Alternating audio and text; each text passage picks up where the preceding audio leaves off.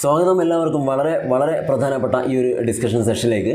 നമ്മൾ നോക്കുന്നത് സൈക്കോളജിയിലെ ഇതുവരെയും നമ്മൾ പഠിച്ച ഒരുപാട് കാര്യങ്ങളുണ്ട്, അതിലൊക്കെ കൊടുത്തിണക്കിക്കൊണ്ട് അതിലൊക്കെയുള്ള വളരെ പ്രധാനപ്പെട്ട കാര്യങ്ങളാണ് ചർച്ച ചെയ്യാൻ വേണ്ടി പോകുന്നത്. ഓക്കെ, അതായത് സൈക്കോളജി, അതായത് മനഃശാസ്ത്രജ്ഞന്മാരുണ്ട് ഒരുപാട് ആളുകൾ. അപ്പോൾ അവരുടെ സംഭാവനകൾ എന്തൊക്കെയാണ്, ആ രീതിയിലുള്ള കാര്യങ്ങളൊക്കെയാണ് നമ്മൾ വളരെ പ്രധാനമായിട്ട് ഇപ്പോൾ ഇന്ന് ചെക്ക് ചെയ്യാൻ വേണ്ടി പോകുന്നത്. റെഡി? അപ്പോൾ നമ്മൾ ആദ്യം മുതൽ നമ്മുടെ സൈക്കോളജി എന്ന് പറഞ്ഞ ഒരു ഡിസ്കഷൻ നമ്മൾ തുടങ്ങിയത് മുതൽ ഇങ്ങനെ ഒടുക്കം വരെയുള്ള ഒരുപാട് കാര്യങ്ങൾ അതിലൂടെയൊക്കെ നമ്മൾ കടന്നു പോകും. അതിൻ്റെ കൂടെ തന്നെ നമ്മൾ ഒന്ന് രണ്ട് കുറച്ച് പ്രധാനപ്പെട്ട കാര്യങ്ങളും കൂടെ നമ്മൾ ഡിസ്കസ് ചെയ്യും. റെഡി? അപ്പോൾ ഞാൻ ഉറപ്പ് പറയാം, നിങ്ങൾക്ക് എന്തായാലും ഈ ഒരു സെഷനിൽ നിന്നും ഒന്നിലധികം ചോദ്യങ്ങൾ ഉറപ്പായിട്ടും പരീക്ഷയ്ക്ക് വരും. ഒന്നോ രണ്ടോ ചോദ്യങ്ങളൊന്നല്ല, ഒരുപാട് ചോദ്യങ്ങൾ വരാനുള്ള ഒരു ഭാഗം തന്നെയാണ് നമ്മൾ പറയുന്നത്. ഓക്കെ, എന്ന് വെച്ചാൽ ഇതുവരെ പഠിച്ചതിൽ നിന്നും വളരെ പ്രധാനപ്പെട്ട ഒരുപാട് പോയിന്റുകളാണ് നമ്മൾ പറയാൻ വേണ്ടി പോകുന്നത്. ഓക്കെ, അപ്പോൾ ഉദ്ദേശിക്കുന്നത് ഇത്രയേ ഉള്ളൂ. സൈക്കോളജിസ്റ്റ് അല്ലെങ്കിൽ അവരുടെ സംഭാവനകൾ, ആ കാര്യങ്ങളാണ് നമ്മൾ നോക്കാൻ വേണ്ടി പോകുന്നത്. അപ്പോൾ അധികം സമയം കളയുന്നത് നമുക്ക് എന്ത് ചെയ്യാം, വളരെ പ്രധാനമായിട്ടും ഈ കാര്യങ്ങൾ ഓരോന്നായിട്ട് പെട്ടെന്ന് നോക്കി പോകാം. ഓക്കെ, അപ്പോൾ ഫസ്റ്റ് നിങ്ങൾ ഇവിടെ നോക്കിയാൽ എന്താണ്, ആദ്യം തന്നെ പറഞ്ഞ കാര്യങ്ങൾ കൃത്യമായിട്ട് നോക്കുക. ഫാദർ ഓഫ് സ്ട്രക്ചറലിസം, അല്ലേ, അഥവാ ഘടനാവാദത്തിൻ്റെ പിതാവ് എന്നറിയപ്പെടുന്നത് ആര് എന്നാണ് ആദ്യത്തെ ഒരു ക്വസ്റ്റ്യൻ. ഓക്കെ, ക്വസ്റ്റ്യനായിട്ടൊന്നും പഠിക്കേണ്ട, നമ്മൾ പഠിച്ച കാര്യങ്ങൾ ഓർമ്മയുണ്ടോ എന്ന് നിങ്ങൾ ചെക്ക് ചെയ്യുമോ. ഞാൻ പെട്ടെന്ന് ഇത് പറഞ്ഞു, കാരണം ഇതൊരു ഫൈനൽ റിവിഷൻ സെറ്റാണ്. അതുകൊണ്ട് തന്നെ അധികം നമുക്ക് സമയമൊന്നും എടുക്കേണ്ട, പെട്ടെന്ന് പറഞ്ഞു. റെഡി? അപ്പോൾ ആരാണ് ഫാദർ ഓഫ് സ്ട്രക്ചറലിസം? ആരാണ് ഘടനാവാദത്തിൻ്റെ പിതാവായിട്ട് അറിയപ്പെടുന്നത്? ഘടനാവാദത്തിൻ്റെ പിതാവായിട്ട് നമ്മൾ അറിയപ്പെടുന്നത് ആരെയാണ് എന്നാണ് നമ്മൾ ആദ്യം ഇവിടെ നിന്നും മനസ്സിലാക്കേണ്ടത്. റെഡിയല്ലേ?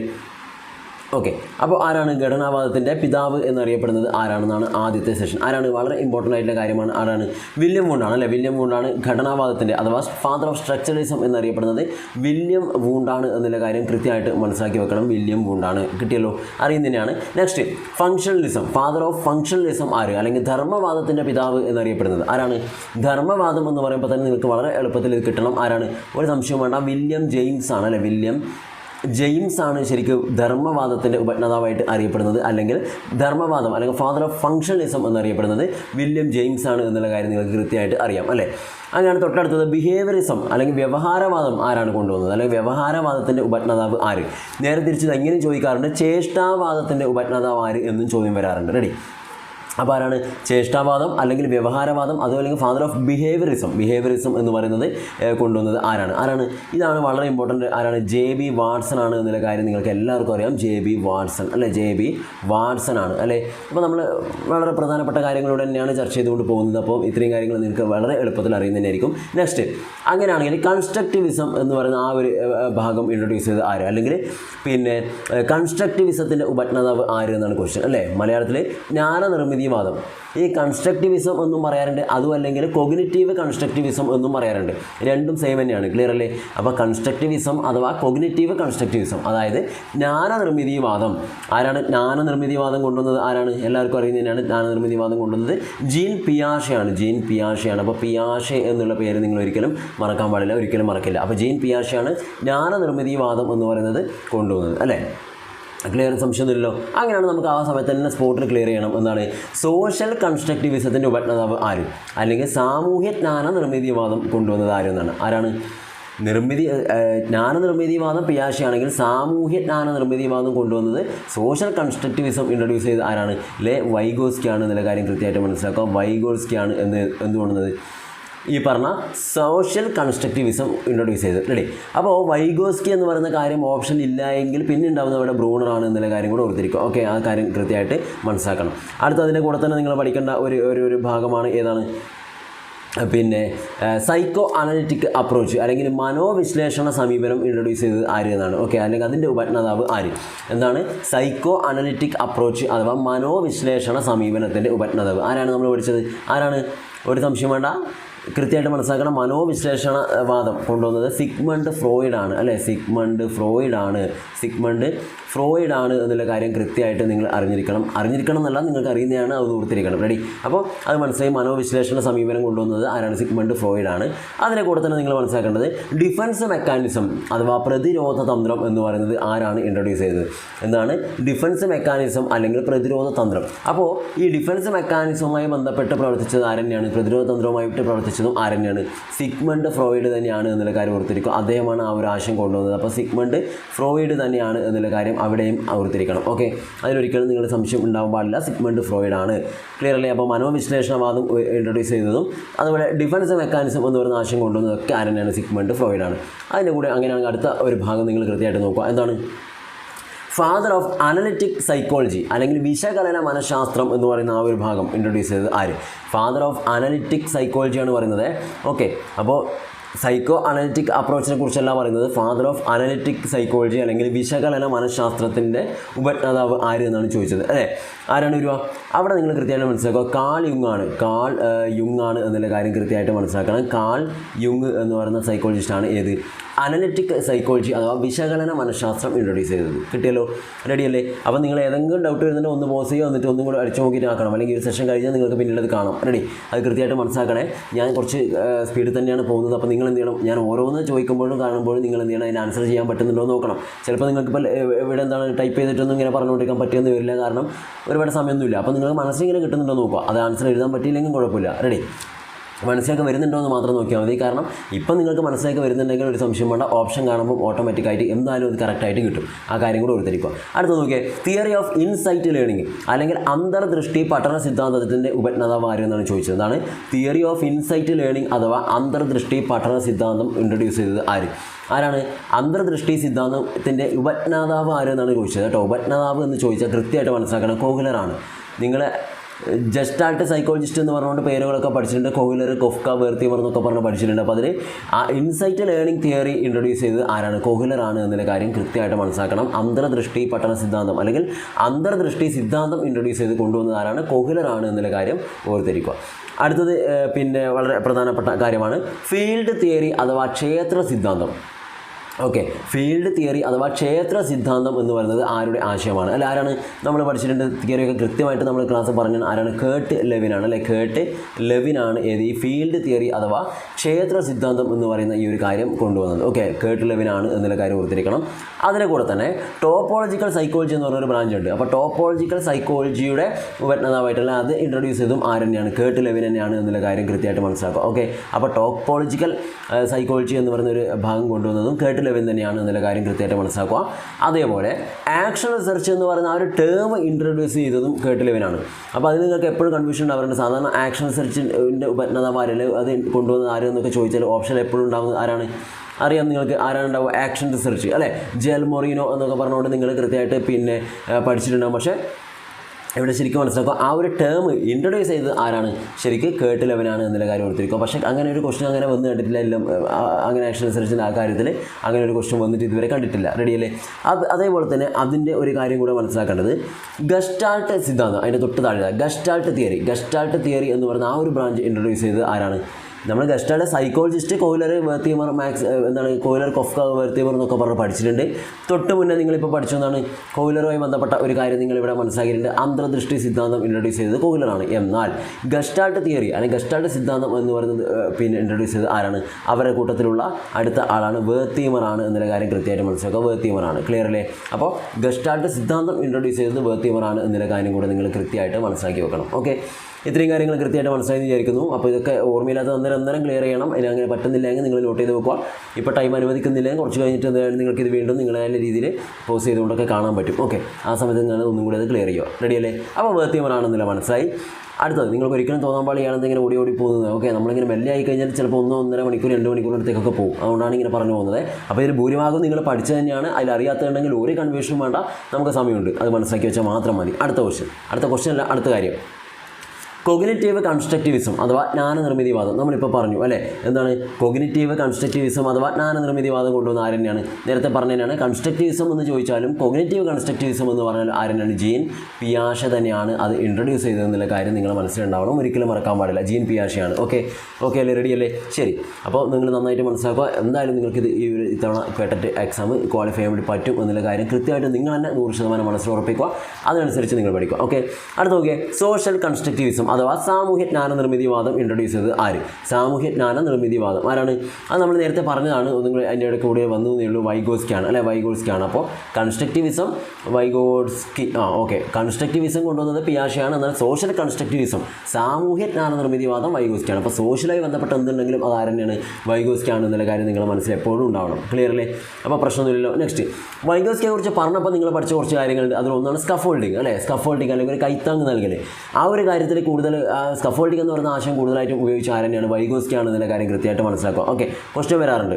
പക്ഷേ ശരിക്കും സ്കഫോൾഡിംഗ് എന്ന് പറഞ്ഞ ടേം ഇൻട്രൊഡ്യൂസ് ചെയ്തിട്ടുള്ള ശരിക്കും ആരാണ്? വൈഗോസ്കി അല്ല. ആരാണത്? ബ്രൂണറാണ് എന്നുള്ള കാര്യം മനസ്സിലാക്കണേ. ബ്രൂണറാണ് ഈ സ്കഫോൾഡിംഗ് എന്ന് പറയുന്ന ഒരു ടേം കൊണ്ടുവന്നത് ബ്രൂണറാണ്. പക്ഷേ അത് കൂടുതലും അത് ഉപയോഗിച്ചത് യൂസ് ചെയ്ത് ആരെന്നെയാണ്? പിന്നെ വൈഗോസ്കി ആണ് എന്നുള്ള കാര്യം കൂടെ ഓർത്തിരിക്കും. അദ്ദേഹത്തിൻ്റെ തിയറീസിലാണ്. ഓക്കെ, സ്കഫോൾഡിംഗ് ഒരു കൈത്താങ്ങ് നൽകുക എന്നുള്ളൊരു ആശയം അവിടെ വന്നിട്ടുള്ളത്. റെഡിയല്ലേ? അപ്പോൾ അതിലൊരു കൺഫ്യൂഷൻ ഉണ്ടാകാൻ പാടില്ല എന്നുള്ളത് മനസ്സിലാക്കിയത്. നെക്സ്റ്റ് സെറ്റ് പി ഡി അല്ലേ, നിങ്ങൾ പഠിച്ചൊരു കാര്യമാണ്. സെറ്റ് പി ഡി എന്ന് പറയുന്ന ആശയം സോൺ ഓഫ് പ്രോക്സിമൽ ഡെവലപ്മെൻറ്റ് അല്ലേ, സോൺ ഓഫ് പ്രോക്സിമൽ ഡെവലപ്മെൻറ്റ് എന്ന് പറയുന്ന ആ ഒരു ഭാഗം സെറ്റ് പി ഡി എന്ന് പറയുന്ന ഒരു ആശയം ആരുടെ തന്നെയാണ്? വൈഗോസ്കി ആണ് എന്നുള്ള കാര്യം ഓർത്തിരിക്കണം. നെക്സ്റ്റ് റെസിപ്രോക്കൽ ടീച്ചിങ് അല്ലെങ്കിൽ പ്രതിക്രിയ അധ്യാപനം ആരുമായി ബന്ധപ്പെട്ടിരിക്കുന്നു? റെസിപ്രോക്കൽ ടീച്ചിങ് അഥവാ പ്രതിക്രിയ അധ്യാപനം ആരുമായിട്ട് ബന്ധപ്പെട്ടിരിക്കുന്നു? വൈഗോസ്കി ആണ് എന്നുള്ള കാര്യം നമുക്കറിയാം. നെക്സ്റ്റ് കോപ്പറേറ്റീവ് ലേണിംഗ് അതുപോലെ കൊളാബറേറ്റീവ് ലേണിംഗ്. കൂടുതലും കൊളാബറേറ്റീവ് ലേണിങ്ങിനെ കുറിച്ചാണ് വൈഗോസ്കി പറഞ്ഞത്. പക്ഷേ കോപ്പറേറ്റീവ് ലേണിങ്ങും കൊളാബറേറ്റീവ് ലേണിങ്ങും ആരുമായി ബന്ധപ്പെട്ടിരിക്കുന്നു വെച്ചാൽ വൈഗോസ്കി ആണെന്നുള്ള കാര്യം അതിൻ്റെ കൂടെ തന്നെ നിങ്ങൾ എന്ത് ചെയ്യുക? നോട്ട് ചെയ്ത് നോക്കണം. ഓക്കെ, അപ്പോൾ അതിൽ കൊളാബറേറ്റീവ് ലേണിങ്ങിനെ കുറിച്ചാണ് വൈഗോസ്കി പറഞ്ഞത്. ഇത് സഹകരണ പഠനം, ഇത് സഹകരണാത്മക പഠനം എന്ന് വെച്ചാൽ എല്ലാവരും കൂടിയുള്ള ആ ഒരു കോർപ്പറേഷനിലൂടെ മാത്രം തന്നെയാണ് സമൂഹപരമായിട്ട് സമൂഹത്തിലൂടെയുള്ള ആ ഒരു കോർപ്പറേഷനിലൂടെ തന്നെയാണ് എന്താണ് നമുക്ക് അറിവ് നിർമ്മിക്കുന്നത് എന്നാണ് ഇദ്ദേഹം വാദിച്ചത് അല്ലേ. അപ്പോൾ അത് കൃത്യമായിട്ടൊന്ന് മനസ്സിലാക്കി വെക്കണം എന്നുള്ളതാണ് ഇവിടെ പറയാനുള്ളത്. റെഡിയല്ലേ? അപ്പോൾ അത്രയും കാര്യങ്ങൾ നിങ്ങൾ മനസ്സിലാക്കിയെന്നല്ല പഠിച്ചതൊന്ന് ഓർത്തെടുത്തു. റെഡി? അടുത്തത് ഹ്യൂമനിസം അഥവാ മാനവികതാവാദം ഇൻട്രൊഡ്യൂസ് ചെയ്തത് ആരാണ്? ഹ്യൂമനിസം നിങ്ങൾ പഠിച്ചിട്ടുണ്ടല്ലോ. ഹ്യൂമനിസം അഥവാ മാനവികതാവാദം രണ്ട് പേര് നിങ്ങൾ ഓർത്തിരിക്കണം. ഒന്ന് എബ്രഹാം മാസ്ലോയാണ് കേട്ടോ. അതിൻ്റെ കൂടെ തന്നെ കാൾ റോജേഴ്സും കൂടിയുണ്ട്. കാൾ റോജേഴ്സ് എന്ന് പറയുന്ന സൈക്കോളജിസ്റ്റ് മനഃശാസ്ത്രജ്ഞനും കൂടിയുണ്ട്. ഇവർ രണ്ടുപേരും ഇതിൻ്റെ ഭാഗമായിട്ട് വരുന്നതാണ് കേട്ടോ. ഹ്യൂമനിസം അതുപോലെ അല്ലെങ്കിൽ മാനവികതാവാദം എന്ന് പറയുന്നത്.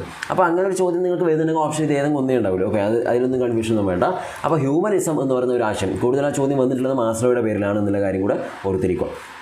അടുത്തത് തിയറി ഓഫ് കണ്ടീഷനിങ്. പറഞ്ഞേ, ആരാണ്? തിയറി ഓഫ് കണ്ടീഷനിങ് അല്ലെങ്കിൽ അനുബന്ധന സിദ്ധാന്തം. ആരാണ് തിയറി ഓഫ് കണ്ടീഷനിങ്? നമ്മൾ പഠിച്ചിട്ടുണ്ടല്ലോ കണ്ടീഷനിങ് അല്ലേ. കണ്ടീഷൻ ചെയ്യുന്നതിന് മുന്നും അതിന് ശേഷം എന്തൊക്കെയാണ് മാറ്റങ്ങൾ എന്നൊക്കെ പറഞ്ഞുകൊണ്ട് കൃത്യമായിട്ട് നിങ്ങൾ പഠിച്ചിട്ടുണ്ട്. അപ്പോൾ തിയറി ഓഫ് കണ്ടീഷനിങ് അല്ലെങ്കിൽ അനുബന്ധന സിദ്ധാന്തം കൊണ്ടുവന്നത് ആരാണ്? ഒരു സംശയം വേണ്ട. ആരാണ്? പാവ്ലോയാണ് അല്ലേ. പാവ്ലോയാണ് എന്നുള്ള കാര്യം നമുക്കറിയാം. പാവ്ലോയാണ്. അപ്പോൾ കണ്ടീഷനിങ് എന്ന് പറയുന്നത് അല്ലെങ്കിൽ അനുബന്ധന സിദ്ധാന്തത്തിൻ്റെ ഉപജ്ഞാതാവ് ആരാണ്? പാവ്ലോ ആണ് എന്നുള്ള കാര്യം കൃത്യമായിട്ട് മനസ്സിലാക്കി വെക്കണം. റെഡി? അടുത്തത് ട്രയൽ ആൻഡ് എറർ തിയറി അല്ലേ. ശ്രമപരാജയ സിദ്ധാന്തത്തിൻ്റെ ഉപജ്ഞാതാവ് ആര് എന്നാണ്? ശ്രമപരാജയ സിദ്ധാന്തത്തിൻ്റെ ഉപജ്ഞാതാവ് അഥവാ ട്രയൽ ആൻഡ് എറർ തിയറി ആരാണ് കൊണ്ടുവന്നതെന്നാണ് അടുത്ത ഒരു കാര്യം. ഞാനിവിടെ ഇത് സ്ക്രീനിങ്ങിൽ എഴുതി വെച്ചതാണ്. ഞാൻ ടൈപ്പ് ചെയ്യാനുള്ള സമയം ഉണ്ടായിരുന്നില്ല, നമ്മൾ അവസാന ഘട്ടമായതുകൊണ്ട്. അപ്പോൾ അതിൻ്റെ ഭാഗമായിട്ട് ഓരോ കാര്യങ്ങൾ അന്നേരം ഓർമ്മയിൽ വരുന്നത് ബാക്കി റെഫർ ചെയ്ത കാര്യങ്ങളൊക്കെ ആയിട്ട് ഇങ്ങനെ ഇവിടെ നോട്ട് ചെയ്ത് വെച്ചതാണ്.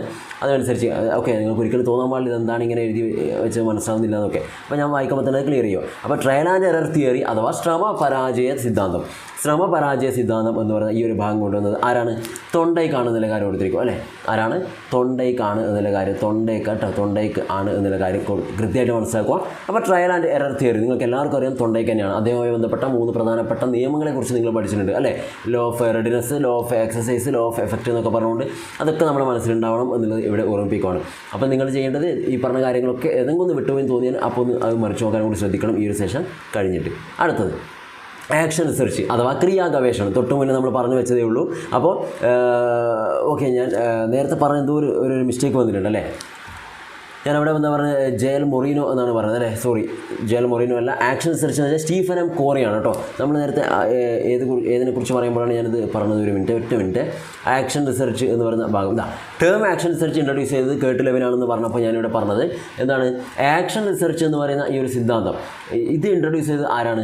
ഞാൻ പറഞ്ഞത് ജെയൽ മൊറീനോ എന്നാണ്. സോറി, ക്ഷമിക്കണം. എന്താണ് ആക്ഷൻ റിസർച്ച്? ആരാണ്? സ്റ്റീഫൻ എം കോറിയാണ് എന്നുള്ള കാര്യം കൃത്യമായിട്ട് മനസ്സിലാക്കും. ആരാണ്? സ്റ്റീഫൻ എം കോറിയാണ് എന്നുള്ള കാര്യം ഓർത്തിരിക്കണം. അപ്പോൾ അതാണ് നമ്മളിപ്പോൾ ഇവിടെ പറയുന്നത്. Stephen M quarry. ഞാൻ എന്തോ ഒരു ഇതിലങ്ങ് പറഞ്ഞു പോയതാണ്. Okay, sorry.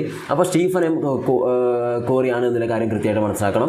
അപ്പോൾ ഞാൻ അവിടെ പറഞ്ഞത് ജെയൽ മൊറീനോ അല്ലേ. ജെയൽ മൊറീനോ നമ്മൾ പഠിച്ചത് സോഷ്യോമെട്രി ആണല്ലേ, സാമൂഹ്യമിതിയാണ് എന്നുള്ള കാര്യം നമുക്ക് മനസ്സിലാവും. ഓക്കെ, അപ്പോൾ ഇവിടെ ആക്ഷൻ റിസർച്ച് ഇൻട്രൊഡ്യൂസ് ചെയ്ത് അല്ലെങ്കിൽ അതിൻ്റെ ഉപജ്ഞാതാവ് ആരെന്ന് ചോദിച്ചാൽ കൃത്യമായിട്ട് പറയാം ആരാണ്. ഒരു സംശയം വേണ്ട. സ്റ്റീഫൻ എം കോറിയാണ്. Stephen M Corey. ഇത് ഒരുപാട് തവണ വന്നിട്ടുണ്ട് എന്നുള്ള കാര്യം കൂടി ഞാൻ ഓർമ്മിപ്പിക്കുകയാണ്. ആക്ഷൻ റിസർച്ച് സ്റ്റീഫൻ എം കോറിയാണ് എന്നുള്ള കാര്യം കൃത്യമായിട്ട് മനസ്സിലാക്കി വെക്കണം. ഓക്കെ, കേർട്ട് ലെവിൻ ഉണ്ട്. കേർട്ട് ലെവിൻ ഈ ഒരു ടേം ഇൻട്രൊഡ്യൂസ് ചെയ്താണ് കേർട്ട് ലെവിൻ എന്നുള്ള കാര്യം കൂടെ നിങ്ങൾ മറക്കാതെ അവിടെ നോട്ട് ചെയ്ത് വെക്കുക. ഓക്കെ, സോറി, മനസ്സിലേക്ക് കയറ്റുക. അടുത്തത് സോഷ്യോമെട്രി ഇവിടെ ഉണ്ടാക്കും. സോഷ്യോമെട്രി ഇതാ സാമൂഹ്യമിതി അല്ലെങ്കിൽ സാമൂഹ്യമിതി എന്നൊക്കെ പറയും. സോഷ്യോമെട്രി അതാണ് JL Moreno. Okay, JL Moreno അല്ലെങ്കിൽ മൊറീനോ എന്ന് പറയുന്ന സൈക്കോളജിസ്റ്റാണ് സോഷ്യോമെട്രി എന്ന് പറയുന്ന ഈ ഒരു ഭാഗം ഇൻട്രൊഡ്യൂസ് ചെയ്തത്. ഓക്കെ, അപ്പോൾ സോഷ്യോമെട്രി അഥവാ സാമൂഹ്യവിധിയാണ് അത് കൊണ്ടുവന്നത് JL മൊറീനോ ആണ്. അപ്പോൾ സോഷ്യോമെട്രിയെക്കുറിച്ച് പറയുമ്പോൾ നിങ്ങൾക്കറിയാം, ഒരു സൊസൈറ്റിയിലെ അല്ലെങ്കിൽ ഒരു ഗ്രൂപ്പിൻ്റെ അവരുടെ സോഷ്യൽ ആക്ടിവിറ്റീസിനൊക്കെ കുറിച്ച് പഠിക്കാൻ വേണ്ടിയിട്ടാണ് നമ്മൾ സാധാരണ രീതിയിൽ സോഷ്യോമെട്രി ഉപയോഗിച്ചത് അല്ലേ, ക്ലിയർ അല്ലേ? അപ്പോൾ അതിൻ്റെ ഭാഗമായിട്ട് നമ്മൾ എന്താണ് എടുക്കുന്ന ഡാറ്റയൊക്കെ വെച്ചുകൊണ്ട് നമ്മൾ ഒരു ഗ്രാഫിക്കൽ റെപ്രസെൻറ്റേഷൻ ഉണ്ടാക്കാറുണ്ട്. അതിന് നമ്മൾ സോഷ്യോഗ്രാം എന്നാണ് പറയുക, സോഷ്യോഗ്രാം അല്ലേ. സമൂഹത്തിൽ അവിടെ റിലേഷൻഷിപ്പാണ് നമ്മളിവിടെ ഉദ്ദേശിക്കുന്നത്. ആ റിലേഷൻഷിപ്പിനെ വെച്ചുകൊണ്ട് നമ്മൾ ഉണ്ടാക്കുന്ന ആ ഒരു ഗ്രാഫിക്കൽ റെപ്രസെൻറ്റേഷനാണ് സോഷ്യോഗ്രാം എന്ന് പറയുന്നത്. അതിലൂടെ നിങ്ങൾ കുറച്ച് ടേംസ് ഒക്കെ പഠിച്ചിട്ടുണ്ട്. സ്റ്റാർ എന്താണ്, ക്ലിക്ക് എന്താണ്, മ്യൂച്വൽസ് എന്താണ് അല്ലേ, അതുപോലത്തെ കാര്യങ്ങളൊക്കെ ഒന്ന് ഓർത്തെടുക്കണം. അത് കൃത്യമായിട്ട് മനസ്സിലുണ്ടാവണം. അത് ക്വസ്റ്റ്യൻ വരാറുണ്ട്. അടുത്ത ക്വസ്റ്റ്യനിലേക്ക് പോകുന്നു ഞാൻ, അടുത്ത സെഷനിലേക്ക് പോകുന്നു. ത്രിമുഖ സിദ്ധാന്തം അഥവാ തിയറി ഓഫ് ഇൻ്റലക്റ്റ് മോഡൽ, അല്ലെങ്കിൽ അങ്ങനെയും പറയാറുണ്ട്. അതും അല്ലെങ്കിൽ എന്താണ് 3 ഡയമെൻഷണൽ മോഡൽ ഓഫ് ഇൻ്റലിജൻസ് എന്നൊക്കെ പറയാറുണ്ട്. അപ്പോൾ ഈ പറഞ്ഞ കാര്യങ്ങളൊക്കെ കൊണ്ടുവന്നത് ആരാണ്, അല്ലെങ്കിൽ ആരുടേതാണ് ഈ പറയുന്ന ത്രിമുഖ സിദ്ധാന്തം അഥവാ തിയറി ഓഫ് ഇൻ്റലക്റ്റ് മോഡൽ കൊണ്ടുവന്നത് ആരാണ് എന്നാണ് അടുത്ത ഒരു ഭാഗം നിങ്ങൾ മനസ്സിലാക്കേണ്ടത്. ആരായിരിക്കും? ഒരു സംശയം വേണ്ട, ഗിൽഫോർഡ് ആണ് അല്ലേ, ഗിൽഫോർഡ് ആണ് എന്നുള്ള കാര്യം ഓർത്തിരിക്കുക. ഗിൽഫോർഡ് ആണ് എന്നുള്ള കാര്യം കൃത്യമായിട്ട് മനസ്സിലാക്കി വെക്കുക. ഓക്കെ, ആരാണ്? ഗിൽഫോർഡ് ആണ്. ക്ലിയർ അല്ലേ? അപ്പോൾ അത് ശരിക്കും നിങ്ങളെ മനസ്സിലുണ്ടാവണം. അടുത്തത് അതിൻ്റെ കുറിച്ച് താഴെ ഇമോഷണൽ ഡെവലപ്മെൻറ്റ് അഥവാ വൈകാരിക വികാസം അല്ലെങ്കിൽ വൈകാരിക വികസനം. ആരാണ്? വികസനമല്ല, വികാസം എന്ന് പറയുന്നത്. വികാസം. ഓക്കെ, വൈകാരിക വികാസം അഥവാ ഇമോഷണൽ ഡെവലപ്മെൻറ്റ് ആരുടെ ഐഡിയ ആണ്, അല്ലെങ്കിൽ ആരാണ് അത് ഇൻട്രൊഡ്യൂസ് ചെയ്തത്, അല്ലെങ്കിൽ അതിൻ്റെ ഉപജ്ഞാതാവ് ആര്? അങ്ങനെ മതി. ഓക്കെ, ഇമോഷണൽ ഡെവലപ്മെൻറ്റ് എന്നതിൻ്റെ ഉപജ്ഞാതാവ് ആര് എന്നാണ് നിങ്ങൾ പറയേണ്ടത്. ആരാണ്? വൈകാരിക വികസനത്തിൻ്റെ കാത്തറിൻ ബ്രിഡ്ജസ് ആണ് എന്നുള്ള കാര്യം കൃത്യമായിട്ട് മനസ്സിലാക്കണം. അപ്പോൾ കാത്തറിൻ ബ്രിഡ്ജസിനെ കുറിച്ച് പറയുമ്പോൾ നമ്മൾ ബ്രിഡ്ജസ് ചാർട്ട് പഠിച്ചിട്ടുണ്ട്. അപ്പോൾ ബ്രിഡ്ജസ് ചാർട്ട് കൃത്യമായിട്ട് നിങ്ങളൊന്ന് ഓർത്തിരിക്കണം എന്നുള്ളതും കൂടി ഓർമ്മിപ്പിക്കണം. അപ്പോൾ ഇമോഷണൽ ഡെവലപ്മെൻറ്റ് നമ്മളിവിടെ പഠിച്ചു, വൈകാരിക വികാസം പഠിച്ചു. അതിൻ്റെ കൂടെ തന്നെ മോറൽ ഡെവലപ്മെൻറ്റ് എന്ന് പറയുന്ന ഒരു ആശയം, അതായത് സാൻമാർഗിക വികാസം. ഓക്കെ, സാൻമാർഗിക വികാസത്തെക്കുറിച്ച് പഠിച്ചത് ആരാണ്? അതുമായി ബന്ധപ്പെട്ട സിദ്ധാന്തങ്ങൾ, തിയറീസ് കൊണ്ടുവന്നത് ആരാണ്? മോറൽ ഡെവലപ്മെൻ്റ് ആണ്. മോറൽ ഡെവലപ്മെൻറ്റ് അഥവാ സാൻമാർഗിക വികസനം ആരാണ്? കോൾബർഗ് ആണ്. ക്ലിയർ? നിങ്ങൾ പഠിച്ചിട്ടുണ്ട്. കോൾബർഗ് ആണ് എന്നുള്ള കാര്യം കൃത്യമായിട്ട് മനസ്സിലാക്കി വെക്കണം. കോൾബർഗ് ആണ്, അതാണ് സാൻമാർഗിക വികസനം കൊണ്ടുവന്നത്. എന്നാൽ സൈക്കോ സോഷ്യൽ ഡെവലപ്മെൻറ്റ് അഥവാ മനോസാമൂഹിക വികാസം ആരാണ്? അങ്ങനത്തെ ഒരു കാര്യം അതിൻ്റെ ഉപജ്ഞാതാവ് ആരാണ്? അതാണ് സൈക്കോ സോഷ്യൽ ഡെവലപ്മെൻറ്റ് അഥവാ മനോസാമൂഹിക വികാസ സിദ്ധാന്തം ഇൻട്രൊഡ്യൂസ് ചെയ്തത് ആരാണ്? Theory of psycho social development അല്ലേ, മനോസാമൂഹിക വികസനം. ആരാണ്? അതാണ് എറിക് എച്ച് എറിക്സൺ എന്ന് പറയുന്ന സൈക്കോളജിസ്റ്റാണ് ഏത് സൈക്കോ സോഷ്യൽ ഡെവലപ്മെൻറ്റൽ തിയറി അല്ലെങ്കിൽ മനോസാമൂഹിക വികാസ സിദ്ധാന്തം കൊണ്ടുവന്നത്. പ്രശ്നമൊന്നുമില്ലല്ലോ, മനസ്സിലാവുന്നുണ്ടെന്ന് വിചാരിക്കുന്നു. എല്ലാം പഠിച്ച കാര്യങ്ങൾ തന്നെയാണ് ഓർത്തെടുക്കാൻ പറ്റുന്നുണ്ട് അല്ലേ, കുഴപ്പമൊന്നുമില്ലല്ലോ. ഓക്കെ, ആരും പ്രശ്നമൊന്നും കയറണ്ട. തീരെ പറ്റാത്ത 1-2 പോയിന്റുകൾ വന്നിട്ടുണ്ടെങ്കിൽ ഇപ്പോൾ പോട്ടെ, ഈ സെഷൻ കഴിഞ്ഞിട്ട് നിങ്ങൾക്ക് ഒന്നും കൂടെ റിവൈസ് ചെയ്യാം. ഓക്കെ, അടുത്തത് സോഷ്യൽ ലേണിംഗ് തിയറി അഥവാ സാമൂഹിക പഠന സിദ്ധാന്തം അല്ലെങ്കിൽ സമൂഹ പഠന സിദ്ധാന്തം ആരാണ് കൊണ്ടുവന്നത്? സോഷ്യൽ ലേണിംഗ് തിയറി ആരാണ്? ആൽബർട്ട് ബന്ദൂരയാണ് എന്നുള്ള കാര്യം ഓർത്തിരിക്കണേ. അറിയാൻ തന്നെയാണ്, ഓർത്തിരിക്കാനൊന്നുമില്ല. അപ്പോൾ സോഷ്യൽ ലേണിംഗ് തിയറി ഒരുപാട് തവണ ചോദിച്ചിട്ടുണ്ട്. ആൽബർട്ട് ബന്ദൂരയാണ് എന്നുള്ള കാര്യം കൃത്യമായിട്ട് മനസ്സിലാക്കി വെക്കണം. അടുത്തത് ബുദ്ധിമാപനം അഥവാ ഇൻ്റലിജൻസ് കോഷ്യൻ്റ് ആരാണ്? ബുദ്ധിമാപനം അഥവാ ഇൻ്റലിജൻസ് കോഷ്യൻ്റ് ഐക്യുവിൻ്റെ ഉപജ്ഞാതാവ്. ബുദ്ധിമാപനം അഥവാ ഇൻ്റലിജൻസ് കോഷ്യൻ്റ് എന്ന് പറയുന്ന ഈ ഒരു ഭാഗം കൊണ്ടുവന്നത് ആരെന്നാണ് ചോദിച്ചത് അല്ലേ. ആരാണ്? ആൽഫ്രഡ് ബിനെയാണ് എന്നുള്ള കാര്യം നിങ്ങൾക്ക് എല്ലാവർക്കും അറിയാം. അതൊന്ന് ഓർത്തിരിക്കുക. ആൽഫ്രഡ് ബിനെ അവരാണ് എന്ത് ചെയ്തത്? ബുദ്ധിമാപനം അഥവാ ഇൻ്റലിജൻസ് കോഷ്യൻ്റ് എന്ന് പറയുന്ന ഈ ഒരു ഐഡിയ ഇൻട്രൊഡ്യൂസ് ചെയ്തത്. ഓക്കെ, നെക്സ്റ്റ് ഇമോഷണൽ ഇൻ്റലിജൻസ്, വൈകാരിക ബുദ്ധി. തൊട്ട് മുന്നേ നമ്മൾ വൈകാരിക വികാസം ആരാണ്? കാത്തറിൻ ബ്രിഡ്ജസ് ആണെന്ന് പഠിച്ചു, മനസ്സിലാക്കി. അപ്പോൾ ഇവിടെ എന്താണ്? ഇമോഷണൽ ഇൻ്റലിജൻസ് ആണ് അഥവാ വൈകാരിക ബുദ്ധിയാണ്. ഓക്കെ, ഇക്യു എന്ന് പറയാൻ കഴിയില്ല, വൈകാരിക ബുദ്ധി ഇതിൻ്റെ ഉപജ്ഞാതാവ് ഇതാരാണ് കൊണ്ടുവന്നത്? ആരാണ്? ഇമോഷണൽ ഇൻ്റലിജൻസ് എന്ന് പറയുന്ന സമയത്ത് കൃത്യമായിട്ട് മനസ്സിലാക്കേണ്ട ഒരു പേര് ഏത് തന്നെയാണ്? ഡാനിയൽ ഗോൾമാൻ തന്നെയാണ് കേട്ടോ. ഡാനിയൽ ഗോൾമാൻ ആണ് എന്നുള്ള കാര്യം കൃത്യമായിട്ട് നിങ്ങൾ മനസ്സിലാക്കി വെക്കുക. ഡാനിയൽ ഗോൾമാൻ തന്നെയാണ് ഇമോഷണൽ ഇൻ്റലിജൻസിൽ കൂടുതൽ അതിന് കൂടുതൽ പഠനങ്ങളൊക്കെ നടത്തി ഉപയോഗിച്ചത് ഡാനിയൽ ഗോൾമാൻ ആണ്. ഇതേ ചോദ്യം തന്നെയാണ് ഇതുവരെയും വന്നത്. പക്ഷേ ഒരു തവണ ചോദ്യം മാറ്റി വന്നിട്ടുണ്ടായിരുന്നു. കഴിഞ്ഞ എക്സാമിന് തൊട്ട് മുന്നത്തെ എക്സാമിന് വന്നു. എന്താണ്? ഇമോഷണൽ ഇൻ്റലിജൻസ് എന്ന് പറയുന്ന ഈ ഒരു ടേം ഫസ്റ്റ് കോയിൻഡ് ബൈ ആരാണ്? അല്ലെങ്കിൽ ഈ ഒരു ആശയം ആരുടേതാണ്? ആരാണ് ഫസ്റ്റ് ആദ്യമായിട്ട് ഇൻട്രൊഡ്യൂസ് ചെയ്തത് ഇമോഷണൽ ഇൻ്റലിജൻസ് എന്ന് ചോദിച്ചിട്ടുണ്ടായിരുന്നു. അങ്ങനെ ഒരു ചോദ്യം വരുവാണെങ്കിൽ നിങ്ങൾ മനസ്സിലാക്കണം, അത് ഡാനിയൽ ഗോൾമാൻ അല്ല. ആരാണ്? 2 പേരാണ്. ഒന്ന് പീറ്റർ സലോവയാണ് കേട്ടോ. പീറ്റർ സലോവയാണ്. പീറ്റർ സലോവെ. അതുപോലെ തന്നെ രണ്ടാമത്തെ വ്യക്തി ആരാണ്? ജോൺ മേയർ ആണ് കേട്ടോ. ജോൺ മേയർ എന്നുള്ള കാര്യം കൃത്യമായിട്ട് മനസ്സിലാക്കുക. ആരാണ്?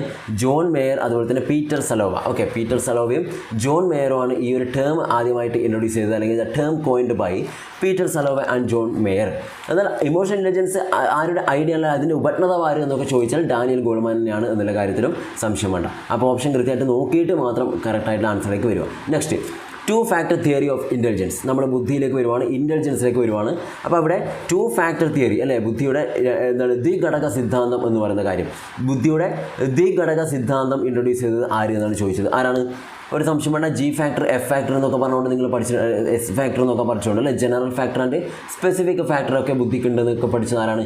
ഒരു സംശയം വേണ്ട, സ്പിയർമാൻ. ഓക്കെ, അപ്പോൾ 2 ഫാക്ടർ തിയറി ഓഫ് ഇൻ്റലിജൻസ്, ദ്വിഘടക സിദ്ധാന്തം കൊണ്ടുവന്നത് ആരെന്ന് വെച്ചാൽ സ്പിയർമാൻ ആണ് എന്നുള്ള കാര്യം ഓർത്തിരിക്കുക. എന്നാൽ അതിന് കൂടെ നിങ്ങൾ മനസ്സിലാക്കേണ്ടത് ബഹുഘടക സിദ്ധാന്തം അല്ലെങ്കിൽ മൾട്ടി ഫാക്ടർ തിയറി. ആരാണ് മൾട്ടി ഫാക്ടർ തിയറി കൊണ്ടുവന്നത്? ആരാണ്? ബുദ്ധിയുടെ മൾട്ടി ഫാക്ടർ തിയറി ആരായിരിക്കും? ബഹുഘടക സിദ്ധാന്തം എന്നാണ് പറഞ്ഞത്. നോ ഡൗട്ട് അത് തൊണ്ടയ്ക്കാണ്. ട്രയൽ ആൻഡ് എറർ ലേണിംഗുമായി ബന്ധപ്പെട്ട തൊണ്ടയ്ക്കാണ് അല്ലേ, ബഹുഘടക സിദ്ധാന്തം തൊണ്ടയ്ക്കാണ്. നെക്സ്റ്റ്, അടുത്ത ഒരു പ്രധാനപ്പെട്ട കാര്യമാണ് ഗ്രൂപ്പ് ഫാക്ടർ തിയറി. അവിടെ മൾട്ടി ഫാക്ടർ തിയറിയാണ്, ബഹുഘടക സിദ്ധാന്തമാണ്. എന്നാൽ ഗ്രൂപ്പ് ഫാക്ടർ തിയറി അഥവാ സംഘഘടക സിദ്ധാന്തം ആരാണ്? ഓർമ്മയുണ്ടോ? ആരായിരിക്കും? ഗ്രൂപ്പ് ഫാക്ടർ തിയറി അഥവാ സംഘഘടക സിദ്ധാന്തം ആരാണ് കൊണ്ടുവന്നത്? സംശയം വേണ്ട, answer group factor theory Thurstone ആണ് കേട്ടോ. തേഴ്സ്റ്റൺ. ഓക്കെ, തേഴ്സ്റ്റൺ ആണ് എന്നുള്ള കാര്യം ഓർത്തിരിക്കുക. അപ്പോൾ ഗ്രൂപ്പ് ഫാക്ടർ തിയറി ഇൻട്രൊഡ്യൂസ് ചെയ്ത് തേഴ്സ്റ്റൺ ആണ് എന്നുള്ള കാര്യം മനസ്സിലാക്കുക. അതുപോലെ മൾട്ടി ഫാക്ടർ തിയറിയാണ് തൊണ്ടയ്ക്ക്. ഓക്കെ, ബഹുഘടക സിദ്ധാന്തം തൊണ്ടയ്ക്കാണ്, ഗ്രൂപ്പ് ഫാക്ടർ തിയറി തേഴ്സ്റ്റൺ ആണ്. അടുത്തത്, ഫാദർ ഓഫ് ഡിസ്കവറി ലേണിംഗ് അഥവാ കണ്ടെത്തൽ പഠനത്തിൻ്റെ ഉപജ്ഞാതാവ് ആരായിരിക്കും? കണ്ടെത്തൽ പഠനത്തിൻ്റെ ഉപജ്ഞാതാവായിട്ട് അറിയപ്പെടുന്നത് ആര് എന്നാണ് അടുത്ത ഒരു പ്രധാനപ്പെട്ട കാര്യം. ആരാണ് കണ്ടെത്തൽ പഠനം? നോ ഡൗട്ട് ബ്രൂണറാണ് അല്ലേ, ബ്രൂണറാണ് എന്നുള്ള കാര്യം ഓർത്തിരിക്കുക, ബ്രൂണറാണ്. അപ്പോൾ അതിൽ സംശയം വേണ്ട, കണ്ടെത്തൽ പഠനം അഥവാ discovery learning introduced by Bruner. എന്നാൽ അതിൻ്റെ കൂടെ തന്നെ നിങ്ങൾ മനസ്സിലാക്കേണ്ട ഒന്ന് കൺസെപ്റ്റ് അറ്റൈൻമെൻറ്റ് മോഡൽ ആരാണ്? അല്ലെങ്കിൽ ആശയദാന മാതൃക ആരായിരിക്കും? ആശയദാന മാതൃക എന്ന് പറയുന്ന ഈ ഒരു ഭാഗം ഇൻട്രൊഡ്യൂസ് ചെയ്തതും ആരെന്നെയാണ്? ബ്രൂണർ തന്നെയാണ് എന്നുള്ള കാര്യം കൃത്യമായിട്ട് മനസ്സിലാക്കുക, ജെറോമസ് ബ്രൂണർ. അടുത്ത അതിൻ്റെ കൂടെ തന്നെ സ്പൈറൽ കരിക്കുലം അഥവാ ചാക്രികാരോഹണ പഠനം, അതുപോലെ സർപ്പിള പാഠ്യപദ്ധതി എന്നൊക്കെ അറിയപ്പെടുന്നത് ഇൻട്രൊഡ്യൂസ് ചെയ്തതും ആരെന്നെയാണ്? ജെറോമസ് ബ്രൂണർ തന്നെയാണ് എന്നുള്ള കാര്യം കൃത്യമായിട്ട് മനസ്സിലാക്കി വെക്കുക. ഓക്കെ, അപ്പോൾ ഫാദർ ഓഫ് ഡിസ്കവറി ലേണിംഗ് അഥവാ കണ്ടെത്തൽ പഠനം എന്ന് പറയുന്നത് ബ്രൂണർ തന്നെയാണ്. ഓക്കെ, കൺസെപ്റ്റ് അറ്റൈൻമെൻറ്റ് മോഡൽ അഥവാ ആശയദാന മാതൃക ഇൻട്രൊഡ്യൂസ് ചെയ്തതും ബ്രൂണർ തന്നെയാണ്. പിന്നെയോ സ്പൈറൽ കരിക്കുലം, അതിന് സർപ്പിള പാഠ്യപദ്ധതി എന്ന് ചോദിച്ചിട്ടുണ്ട്. ചാക്രികാരോഹണ രീതി അല്ലെങ്കിൽ ചാക്രികാരോഹണ സമീപനം എന്നൊക്കെ പറഞ്ഞിട്ടുണ്ട്. അതൊക്കെ ആരെന്നെയാണ്? ബ്രൂണറാണ് എന്നുള്ള കാര്യം ശരിക്കും മനസ്സിലാക്കി വെക്കണം. ഓക്കെ, അപ്പോൾ അതിൽ ഒരു ഡൗട്ട് ഉണ്ടാവാൻ പാടില്ല. നെക്സ്റ്റ്, അഡ്വാൻസ് ഓർഗനൈസർ മോഡൽ കൊണ്ടുവന്നത് ആര്? ഇൻട്രൊഡ്യൂസ് ചെയ്തത് ആര്? അഡ്വാൻസ് ഓർഗനൈസർ മോഡലാണ് എന്നുള്ള കാര്യം ശരിക്ക് ഒരു മിനിറ്റ് അത് ശരിക്കും മനസ്സിലാക്കുക. അഡ്വാൻസ് ഓർഗനൈസർ മോഡൽ അല്ലേ, ആരാണ്? ഒരു സംശയമാണ്, ആരെന്നെയാണ്? അഡ്വാൻസ് ഡേവിഡ് ഒസബലാണ് കേട്ടോ. ഡേവിഡ് ഒസബലാണ് എന്നുള്ള കാര്യം കൃത്യമായിട്ട് മനസ്സിലാക്കുക. ഒസബൽ അല്ലെങ്കിൽ അസുബൽ എന്നൊക്കെ കണ്ടിട്ടുണ്ടാവും. ഡേവിഡ് ഒസബലാണ് ഏത്? Advance organiser model. Next, father of intelligence test, ബുദ്ധി പരീക്ഷയുടെ പിതാവ് എന്നറിയപ്പെടുന്നത് ആര് എന്നാണ്? ഓക്കെ, ആരാണ്? ശരിക്കും മനസ്സിലാക്കി വെക്കണം. അദ്ദേഹം തന്നെയാണ് ഈ മെൻ്റൽ ഏജ് എന്ന് പറയുന്നൊരു കൺസെപ്റ്റും കൊണ്ടുവന്നത്. ആരെന്നെയാണ്? ഈ ബുദ്ധി പരീക്ഷയുടെ പിതാവും കൂടി ആയിട്ടുള്ള ആൽഫ്രഡ് ബിനെയാണ് എന്നുള്ള കാര്യം ഓർത്തിരിക്കുക. ആൽഫ്രഡ് ബിനെയാണ്. അപ്പോൾ ബുദ്ധി പരീക്ഷയുടെ ഉപജ്ഞാതാവ് എന്ന് പറയുന്നതും ആരെന്നെയാണ്? ആൽഫ്രഡ് ബിനെയാണ്. അപ്പോൾ മെൻ്റൽ ഏജ്, മാനസിക വയസ്സെന്ന് പറയുന്ന ആ ഒരു കൺസെപ്റ്റ് കൊണ്ടുവന്നത് ആരെന്നെയാണ്? ആൽഫ്രഡ് ബിനെയാണ് എന്നുള്ള കാര്യം കൂടെ ഓർത്തിരിക്കുക. ഓക്കെ, അടുത്തത് സർഫസ് ആൻഡ് സോഴ്സ് തിയറി എന്ന് പറയുന്ന ഒരു സിദ്ധാന്തം. ഓക്കെ, അത് ചിലപ്പോൾ നിങ്ങൾക്ക് ചില ആളുകൾക്കൊക്കെ കൺഫ്യൂഷൻ ഉണ്ടായേക്കാം.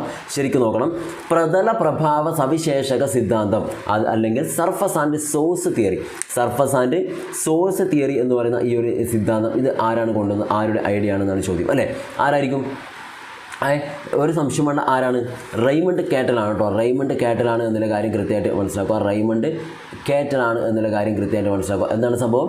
Surface and source theory. അതേപോലെ തന്നെ അദ്ദേഹത്തിൻ്റെ തന്നെയാണ് ഈ ഫ്ലൂയിഡ് ഇൻ്റലിജൻസ്, അതുപോലെ തന്നെ ക്രിസ്റ്റലൈസ്ഡ് ഇൻ്റലിജൻസ്, ഈ രണ്ട് തരത്തിലുള്ള ഇൻ്റലിജൻസ്, ബുദ്ധി അല്ലേ, അതും ആരെന്നെയാണ്? കാറ്റലാണ് എന്നുള്ള കാര്യം ഓർത്തിരിക്കുക.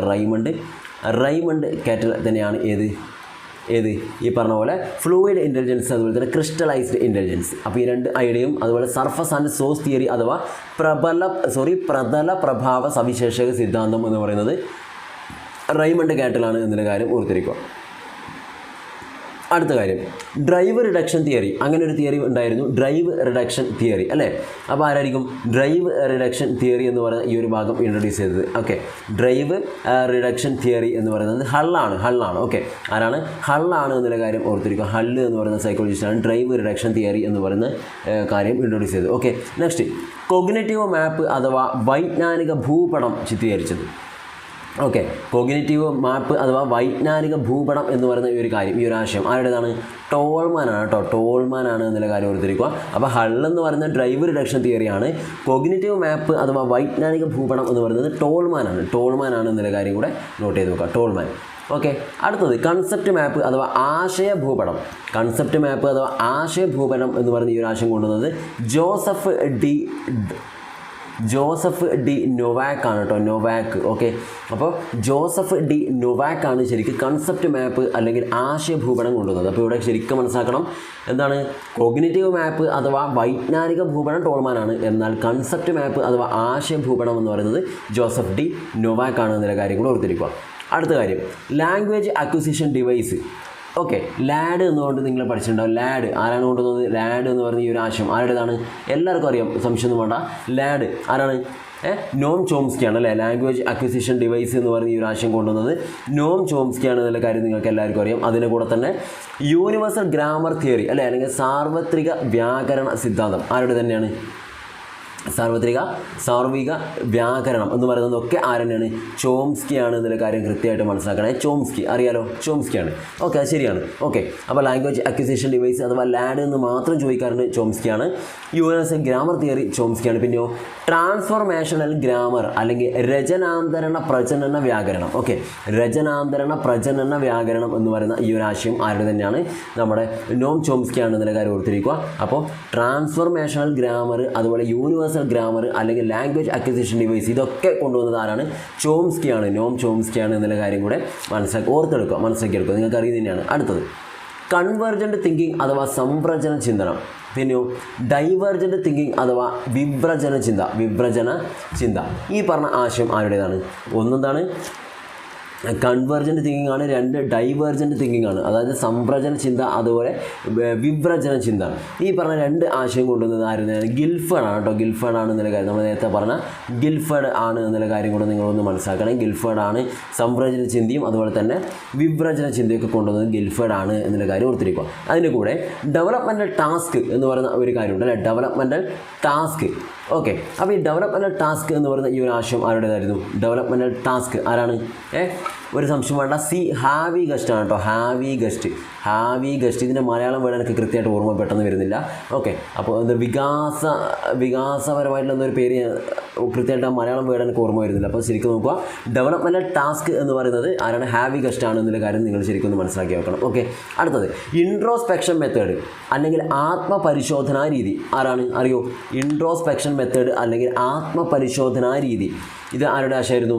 നോ ഡൗട്ട് നമ്മളന്ന് പഠിച്ചാണ് വില്യം വൂണ്ട് തന്നെയാണ് കേട്ടോ. ഓക്കെ, വില്യം വൂണ്ടിൻ്റെ ഐഡിയ തന്നെയാണ് ഈ പറയുന്ന ഇൻട്രോസ്പെക്ഷൻ മെത്തേഡ് അല്ലേ, നമ്മുടെ ആത്മപരിശോധന രീതി എന്നൊക്കെ പറഞ്ഞുകൊണ്ട് നമ്മൾ പഠിച്ചിട്ടുണ്ട്. അതിൻ്റെ കൂടെ തന്നെ നിങ്ങൾ മനസ്സിലാക്കേണ്ട ഒരു കാര്യമാണ് ഏത്? പിന്നെ വില്യം വൂണ്ടിനെ കുറിച്ച് പറയുന്ന സമയത്ത് ഈ പറയുന്ന ആത്മപരിശോധന രീതി എന്ന് പറയുമ്പോൾ അതിന് കൃത്യമായിട്ട് നോക്കേണ്ടത്, അതിനെ ശരിക്കും പോപ്പുലറൈസ് ചെയ്തത് വില്യം വൂണ്ടും ഒരു ടീച്ചർ എന്ന് പറഞ്ഞിട്ട് ഒരാൾ കൂടി ഉണ്ട്. അതാണ് ടീച്ചറാണ് കേട്ടോ, ടീച്ചർ. ഇതാ വില്യം വൂണ്ടിൻ്റെ കൂടെ തന്നെ ടീച്ചർ. ഓക്കെ, ടിച്ച്നറാണ് കേട്ടോ, ടെക്നർ എന്ന് പറയുക, ടിച്ച്നർ എന്നൊക്കെ നമുക്ക് പറയാം. അപ്പോൾ ടിച്ച്നർ എന്ന് പറയുന്ന ഒരു എണ്ണം കൂടെ ടിച്ച്നർ. ഓക്കെ, ഈ ഒരു സൈക്കോളജി ഇവർ രണ്ടുപേരും കൂടിയിട്ടാണ് ഇത് കൂടുതൽ പോപ്പുലറൈസ് ചെയ്തത്, ഈ ഇൻട്രോസ്പെക്ഷൻ മെത്തേഡ് എന്ന് പറയുന്നത്. പക്ഷേ അത് കൂടുതൽ യൂസ് ചെയ്ത് ആരാണ്? അതിന് ആദ്യമായിട്ട് അത് യൂസ് ചെയ്ത ആരാണ്? ഈ പറയുന്ന വില്യം വൂണ്ടാണ് എന്നുള്ള കാര്യം കൂടെ ഓർത്തിരിക്കും. അപ്പോൾ രണ്ടുപേരും ഉണ്ട്, ടീച്ചർ എന്ന് പറയുന്നത് Titchener. Okay, next father of progressive education എന്ന് പറയുന്നത് ആരാണ്? പ്രോഗ്രസീവ് എഡ്യൂക്കേഷൻ്റെ ഫാദറായിട്ട് അറിയപ്പെടുന്നത് ആരാണ്? നോ ഡൗട്ട് ജോൺ ഡ്യൂയി ആണ് കേട്ടോ, ജോൺ ഡ്യൂയി ആണ് എന്നുള്ള കാര്യം ഓർത്തിരിക്കുകയാണ്. ജോൺ ഡ്യൂയി ആണ്. ഡ്യൂയി. ഓക്കെ, അതാണ് ഏത് ഫാദർ ഓഫ് പ്രോഗ്രസീവ് എഡ്യൂക്കേഷൻ, അല്ലെങ്കിൽ അത് അറിയപ്പെടുന്ന ആരാണ്? ജോൺ ഡ്യൂയി ആണ് കൊണ്ടുവന്നത്. എന്നാൽ ഫാദർ ഓഫ് ഇൻക്ലൂസീവ് എഡ്യൂക്കേഷൻ, നമുക്കറിയാമല്ലോ ഉൾച്ചേർന്നുള്ള വിദ്യാഭ്യാസമൊക്കെ ഉണ്ട്, ഇൻക്ലൂസീവ് എഡ്യൂക്കേഷൻ ഉണ്ട്. അപ്പോൾ അതിൻ്റെ ഫാദറായിട്ട് അറിയപ്പെടുന്ന ആരാണ്? ഉപജ്ഞാതാവായിട്ട് അറിയപ്പെടുന്നത് ആരാണ്? ഫാദർ ഓഫ് ഇൻക്ലൂസീവ് എഡ്യൂക്കേഷൻ എന്ന് പറയുന്നത് ആരാണ്? ഒവൈഡ് ഡെക്രോളിയാണ്. ഡിക്രോളി. ഓക്കെ, എന്താണ് ഒവൈഡ് ഡിക്രോളി? ഇങ്ങനെ ഞാൻ വായിക്കുമെന്ന് വിചാരിക്കുന്നു. ഒവൈഡ് ഡിക്രോളി. ഓക്കെ, ഡിക്രോളി എന്നൊക്കെ, മക്രോണി എന്നൊക്കെ പറയുന്ന പോലെ ഡിക്രോളി. ഓക്കെ, അപ്പോൾ ഇൻക്ലൂസീവ് എഡ്യൂക്കേഷൻ്റെ ഉപജ്ഞാതാവായിട്ട് അല്ലെങ്കിൽ അതിൻ്റെ ഫാദറായിട്ട് അറിയപ്പെടുന്നത് ഒവൈഡ് ഡിക്രോളിയാണ് എന്നല്ല ഓർത്തിരിക്കുക. എന്നാൽ ജോൺ ഡ്യൂയി എന്താണ്? ഫാദർ ഓഫ് പ്രോഗ്രസീവ് എഡ്യൂക്കേഷൻ ആണ്. പ്രോഗ്രസീവ് എഡ്യൂക്കേഷൻ എന്ന് പറയുന്നത് ജോൺ ഡ്യൂയി ആണ്. അടുത്ത ഒരു കാര്യത്തിലേക്ക് പോകുന്നു. Father of pragmatic philosophy. Okay, എന്താണ് ഫാദർ ഓഫ് പ്രാഗ്മാറ്റിക് ഫിലോസഫി എന്ന് പറയുന്ന ഈ ഒരു ഐഡിയ? എന്താണ് പ്രാഗ്മാറ്റിക് ഫിലോസഫി? അല്ലെങ്കിൽ പ്രായോഗിക തത്വശാസ്ത്രം എന്ന് നമ്മൾ പറയാറുണ്ട്. പ്രായോഗിക തത്വശാസ്ത്രം, നിങ്ങൾ പ്രാഗ്മാറ്റിസം എന്നൊക്കെ പറഞ്ഞ് പഠിച്ചിട്ടുണ്ടല്ലോ. അപ്പോൾ ഫാദർ ഓഫ് പ്രാഗ്മാറ്റിക് ഫിലോസഫി എന്ന് പറയുന്നത് ആരാണ്? ഒരു സംശയമാണ്. ചാൾസ് പിയേഴ്സ് ആണ് കേട്ടോ. Charles Peirce. നമ്മൾ പിയേഴ്സ് സോപ്പ് കുറയുമുണ്ടല്ലോ, പിയേഴ്സ്. അപ്പോൾ അതാണ് ഏത് ഈ പറയുന്ന പ്രാഗ്മാറ്റിക് ഫിലോസഫിയുടെ ഉപജ്ഞാതാവ് എന്ന് പറയുന്നത് ചാൾസ് പിയേഴ്സ് ആണ്. പേഴ്സ് എന്നൊക്കെ പറയുന്നത് അല്ലെ, അതുപോലെയാണ് പിയേഴ്സ്. ഓക്കെ, അപ്പോൾ മനസ്സിലായി. ഫാദർ ഓഫ് പ്രാഗ്മാറ്റിക് ഫിലോസഫി അല്ലെങ്കിൽ പ്രായോഗിക തത്വമാണ്. തത്വശാസ്ത്രത്തിൻ്റെ ഉപജ്ഞാതാവായിട്ട് അറിയപ്പെടുന്നത് ചാൾസ് പിയേഴ്സ് ആണ്. കിട്ടിയോ? ചാൾസ് പിയേഴ്സ് ആണ്. അടുത്തത് ഫാദർ ഓഫ് പ്രൊജക്റ്റ് മെത്തേഡ് ആരാണ്? ഫാദർ ഓഫ് പ്രൊജക്റ്റ് മെത്തേഡ് എന്ന് അറിയപ്പെടുന്നത്, നിങ്ങൾക്ക് ഒരു ക്ലാഷ് ഉണ്ടാവാൻ സാധ്യതയുള്ള പിന്നെ ഒരു ക്വസ്റ്റ്യനാണ് ഇത്. ശരിക്കും ഫാദർ ഓഫ് പ്രൊജക്റ്റ് മെത്തേഡ് എന്ന് പറയുന്നത്, ഈ പ്രൊജക്റ്റ് മെത്തേഡിൻ്റെ ഉപജ്ഞാതാവായിട്ട് നമ്മൾ ശരിക്കും അറിയപ്പെടുന്നത് കിൽപാട്രിക് ആണ്. കിൽപാട്രിക് എന്ന് പറയുന്ന സൈക്കോളജിസ്റ്റാണ് കിൽപാട്രിക്. ഓക്കെ, അപ്പോൾ ഫാദർ ഓഫ് പ്രൊജക്റ്റ് മെത്തേഡ് എന്ന് പറയുന്നത് കിൽപാട്രിക് ആണ് ഇതിൽ ഓർത്തിരിക്കുക. പക്ഷേ project method of teaching, okay, ടീച്ചിങ്ങിൻ്റെ ഒരു ഭാഗത്തേക്ക് കൊണ്ടുവന്നത് പ്രൊജക്റ്റ് മെത്തേഡ് ഓഫ് ടീച്ചിങ് എന്ന് പറയുന്നത് ആരുടെ ഫിലോസഫിയാണ്? അത് ജോൺ ഡ്യൂയിയുടെ ഫിലോസഫിയാണ് എന്നുള്ള കാര്യം കൂടെ ഓർത്തിരിക്കുക. ജോൺ ഡ്യൂയി ആണ്. ഓക്കെ, ഡ്യൂയി ആണ് എന്നുള്ള കാര്യം കൂടെ ഓർത്തിരിക്കുക. അപ്പോൾ എന്താണ് പ്രൊജക്റ്റ് മെത്തേഡിൻ്റെ ഫാദറായിട്ട് അറിയപ്പെടുന്നത് കിൽപാട്രിക് ആണ്. എന്നാൽ അത് പ്രൊജക്റ്റ് മെത്തേഡ് ഓഫ് ടീച്ചിങ് എന്ന് പറയുന്നത് ആരുടെ ഐഡിയ ആയിരുന്നു? ജോൺ ഡ്യൂയിയുടെ ഐഡിയ ആയിരുന്നു എന്നുള്ള കാര്യം കൂടെ ഓർത്തിരിക്കുക. Next, Dalton plan developed by ആരാണ്? ഡാൾട്ടൺ പ്ലാൻ ഡെവലപ്പ് ചെയ്തത്, നമ്മൾ വിചാരിക്കും ജോൺ ഡാൾട്ടൺ ആണെന്നൊക്കെ അറിയാതെ തെറ്റിപ്പോവും. അപ്പോൾ ശരിക്കും മനസ്സിലാക്കുക, ഡാൾട്ടൺ പ്ലാൻ ഡെവലപ്പ് ചെയ്തത് ഹെലൻ പാർക്ക്ഹേസ്റ്റ് ആണ് കേട്ടോ. ഹെലൻ പാർക്ക്ഹേസ്റ്റ് എന്നാണ് ഇതാ ഹെലൻ പാർക്ക്ഹേസ്റ്റ് ആണ്. പാർക്ക് പിന്നെയോ ഹേസ്റ്റ്. ഓക്കെ, പാർക്ക്ഹേസ്റ്റ് അങ്ങനെ ഒന്നും വായിക്കാം, പാർക്ക്ഹേസ്റ്റ്. ഓക്കെ, അപ്പോൾ ഹെലൻ പാർക്ക്ഹേസ്റ്റ് ആണ് ശരിക്കും ഇത് ഈ പറയുന്ന ഡാൾട്ടൺ പ്ലാൻ ഡെവലപ്പ് ചെയ്തതെന്നുള്ള കാര്യം നിങ്ങൾ ഓർത്തിരിക്കണം. അതിന് കൂടെ ഹ്യൂറിസ്റ്റിക് മെത്തേഡ് എന്താണ്? നമ്മൾ ഈ കണ്ടെത്തി പഠിക്കുമെന്നൊക്കെയുള്ള ഒരു ഐഡിയ തന്നെയാണ് ഹ്യൂറിസ്റ്റിക് മെത്തേഡ്. അത് കൊണ്ടുവന്നത് ആരാണ്? ആംസ്ട്രോങ് ആണ്. അതെ, കറക്റ്റാണ്, നല്ല സ്ട്രോങ് ആണ്. അപ്പോൾ ആംസ്ട്രോങ് എന്ന് പറയുന്ന സൈക്കോളജിസ്റ്റാണ് ശരിക്കും heuristic method. Okay, heuristic method എന്ന് പറയുന്ന ഈ ഒരു ഭാഗം ഇൻട്രൊഡ്യൂസ് ചെയ്തത്. ക്ലിയർ അല്ലേ? എന്നാൽ അതിൻ്റെ കൂടെ തന്നെ നിങ്ങൾ ചേർത്ത് പഠിക്കുക ബ്രെയിൻ സ്റ്റോമിങ്. ആരാണ്? ബ്രെയിൻ സ്റ്റോമിങ് എന്ന് പറയുന്ന ഒരു ഐഡിയ വന്നിട്ടുണ്ട്, എക്സാമിന് വന്നതാണ്. ആരാണ്? അലക്സ് ഓസ്ബോൺ ആണ് കേട്ടോ. Alex Osborne. ക്ലിയർ അല്ലേ? അലക്സ് ഓസ്ബോൺ ആണ് ശരിക്കും ബ്രെയിൻ സ്റ്റോമിങ് എന്ന് പറയുന്ന ഈ ഒരു ആശയത്തിൻ്റെ ഉപജ്ഞാതാവായിട്ട് അറിയപ്പെടുന്നത്. കൂടെ തന്നെ നമ്മൾ ലാസ്റ്റ് വരുന്നു മൈക്രോ ടീച്ചിങ്ങിൻ്റെ ഉപജ്ഞാതാവായിട്ട് നമ്മൾ പഠിച്ചത്. ഓക്കെ, മൈക്രോ ടീച്ചിങ് ആരാണ്?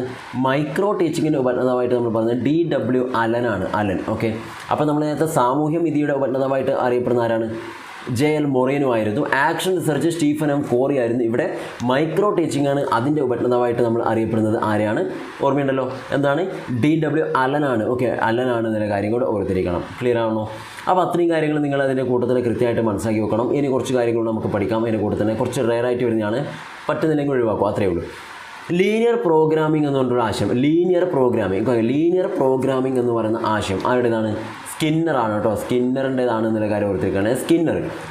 സ്കിന്നറുമായി ബന്ധപ്പെട്ട പോയിന്റുകളൊക്കെ നിങ്ങൾ പഠിച്ചാണ്. അപ്പോൾ ലീനിയർ പ്രോഗ്രാമിംഗ് എന്ന് പറയുന്നത് ശരിക്കും സ്കിന്നറിൻ്റെ ഒരു ഐഡിയ ആണ്. ഓക്കെ, എന്നാൽ അതിൻ്റെ കൂടെ തന്നെ എന്താണ് പ്രോഗ്രാംഡ് ലേണിംഗ് എന്ന് പറയുന്നത്? ക്രമീകൃത പഠനം അഥവാ പ്രോഗ്രാംഡ് ലേണിംഗ് എന്ന് പറയുന്നതും ആരുടെ തന്നെ ആശയം തന്നെയാണ്? അതും സ്കിന്നർ തന്നെയാണ് എന്നുള്ള കാര്യം ഓർത്തിരിക്കുക. ക്ലിയർ അല്ലേ? അപ്പോൾ പ്രോഗ്രാംഡ് ലേണിംഗ് എന്ന് പറഞ്ഞാൽ ക്രമീകൃത പഠനം, അതാരുടെ ആശയമാണ്? സ്കിന്നറാണ്. ലീനിയർ പ്രോഗ്രാമിംഗ് എന്ന് പറയുന്നതൊക്കെ സ്കിന്നറാണ്. അപ്പോൾ ലീനിയർ പ്രോഗ്രാമിംഗ് ഇതിന് മുന്നേ വന്ന ചോദ്യമാണ്, അതുകൂടി ഒന്ന് ഓർത്തിരിക്കണം. ക്ലിയർ അല്ലേ? അടുത്തത് ശരിക്കും നോക്കിയാൽ എന്താണ് പെഡഗോഗി എന്ന് പറയുന്ന നെയിം, ആ ഒരു പേര് ആരാണ് കോയിൻ ചെയ്തത്? ആരാണ് അതിൻ്റെ പിന്നിൽ പ്രവർത്തിച്ചത്? ആരാണ്? Pedagogy. The name pedagogy coined by ആരാണ്? ശരിക്കും മനസ്സിലാക്കണം. അത് വന്നൊരു ക്വസ്റ്റ്യൻ ആയിരുന്നു. ഹെൻറി ആണ് കേട്ടോ. ഹെൻറി ജിറോക്സ് എന്ന് പറയുന്ന ഒരു സൈക്കോളജിസ്റ്റാണ്. ജിറോക്സ്. ഓക്കെ, ഹെൻറി ജിറോക്സ് എന്ന് പറയുന്ന സൈക്കോളജിസ്റ്റാണ് ശരിക്ക് ഈ ഒരു പെഡഗോഗി എന്ന് പറയുന്ന ഒരു ടേം, ആ ഒരു നെയിം ഇൻട്രൊഡ്യൂസ് ചെയ്ത് കോയിൻ ചെയ്ത് ആരാണ്? ഹെൻറി ജിറോക്സ് ആണ്. എന്നാൽ the name critical pedagogy coined by ആരായിരിക്കും? ക്രിട്ടിക്കൽ പെഡഗോഗിയെ കുറിച്ച് പറയുമ്പോൾ എല്ലാവരും മനസ്സിലും പെട്ടെന്ന് വരുന്നൊരു വാക്കാണ് ഇത്, പൗലോ ഫ്രയർ ആണ് അല്ലേ? പൗലോ ഫ്രയർ ആണ് ഇതിൻ്റെ കാര്യം ഓർത്തിരിക്കും. Paulo Freire. ഓക്കെ, ക്ലിയർ അല്ലേ? അപ്പോൾ പൗലോ ഫ്രയർ ആണ് ശരിക്കും ഏത് ഈ പറയുന്ന ക്രിട്ടിക്കൽ പെഡഗോഗി എന്ന് പറയുന്ന ഈ ഒരു ആശയം മുന്നോട്ട് വെച്ചത്, ഇൻട്രൊഡ്യൂസ് ചെയ്തത്. ഓക്കെ, പിന്നെ അതുപോലെ ഹെൻറി ജിറോക്സ് ആണ് ഏത് പെഡഗോഗി എന്ന് പറയുന്ന ആ ഒരു വേർഡ് കോയിൻ ചെയ്തതെന്നാണ് കാര്യം കൂടെ നിങ്ങൾ ശരിക്കും മനസ്സിലാക്കണം. ഇനി ഒന്ന് രണ്ട് പിന്നെ ഒരു പേരാണ്, ഒന്ന് ഫോമിക് സൈക്കോളജിസ്റ്റ്, ഫോമിക് മനഃശാസ്ത്രം അല്ലെങ്കിൽ ഫോമിക് സൈക്കോളജി. ഇമ്പോർട്ടൻ്റ് ആണോ ചോദിച്ചാൽ അല്ല, എന്നാലും ഒന്ന് അറിഞ്ഞിരിക്കുക. ഇനി അഥവാ വന്നാലും നമുക്ക് ഓപ്ഷൻ കണ്ടാൽ ആൻസറിലേക്ക് എത്താൻ പറ്റണം. എന്താണ് ഫോമിക് മനഃശാസ്ത്രം അഥവാ സൈക്കോളജി എന്ന് പറയുന്ന ഈ ഒരു ആശയം കൊണ്ടുവന്നത് ആരെന്നാണ് അടുത്ത് നമ്മൾ പറയാൻ പോകുന്നത്. ഓക്കെ, അപ്പോൾ ഫോമിക് മനഃശാസ്ത്രം എന്ന് പറയുന്ന ഈ ഒരു ഭാഗം അത് ആരാണ് ഇൻട്രൊഡ്യൂസ് ചെയ്യുന്നത് വെച്ചാൽ ശരിക്കും മനസ്സിലാക്കണം, മക്ഡ്യൂഗലാണ് കേട്ടോ. മക്ഡ്യൂഗൽ ആരാണ്? മക്ഡ്യൂഗലാണ്. ക്ലിയർ? ഒരു മിനിറ്റ്. മക്ഡ്യൂഗൽ എന്ന് പറയുന്ന സൈക്കോളജിസ്റ്റാണ് ഫോമിക് മനഃശാസ്ത്രം എന്ന് പറയുന്ന ആ ഒരു ഭാഗത്തിൻ്റെ ആശയം, അതിൻ്റെ ഉപജ്ഞാതാവ്. റെഡി? അടുത്തത് ഹോളിസ്റ്റിക് മനഃശാസ്ത്രം. എന്താണ് ഹോളിസ്റ്റിക് മനഃശാസ്ത്രം എന്ന് പറയുന്ന ഈ ഒരു ഭാഗത്തിൻ്റെ ഉപജ്ഞാതാവ് ആരാണ്? അഡോൾഫ് മേയർ ആണ് കേട്ടോ. അഡോൾഫ് മേയർ ആണ്. ഓക്കെ, അഡോൾഫ് മേയർ എന്ന് പറയുന്ന ആ വ്യക്തിയാണ്, സൈക്കോളജിസ്റ്റാണ് ഹോളിസ്റ്റിക് മനഃശാസ്ത്രം എന്ന് പറയുന്ന ഈ ഒരു ഭാഗത്തിൻ്റെ ഉപജ്ഞാതാവ്.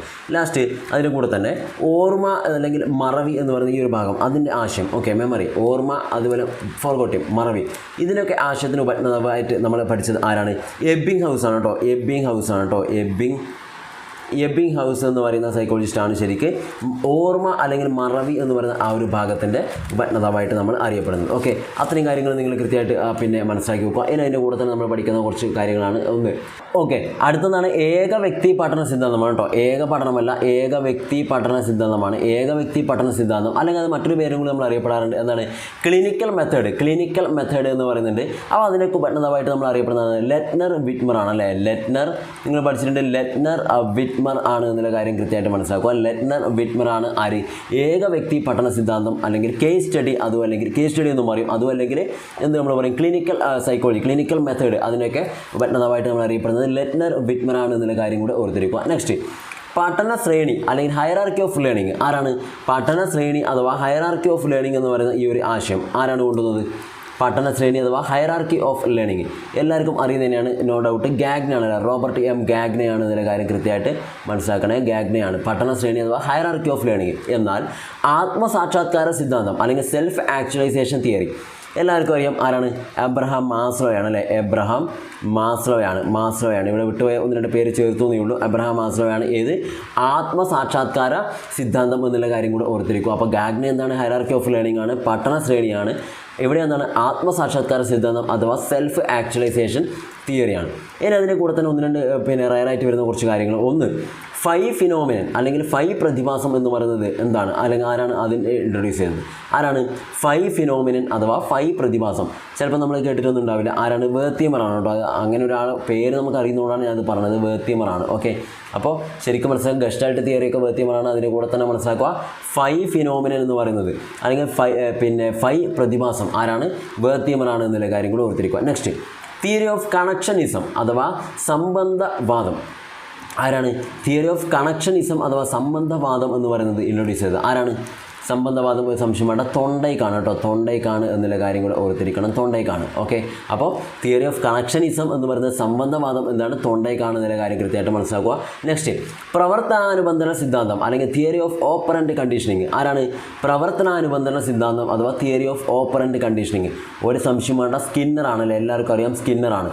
പ്രവർത്തനാനുബന്ധന സിദ്ധാന്തം അഥവാ തിയറി ഓഫ് ഓപ്പറന്റ് കണ്ടീഷനിങ് എന്ന് പറയുന്ന ഒരു ഭാഗം ആരുടേതാണ്? സ്കിന്നറുടേതാണ് എന്നുള്ള കാര്യം മനസ്സിലാക്കണം. നെക്സ്റ്റ്, ആവശ്യങ്ങളുടെ ശ്രേണി അഥവാ hierarchy of needs.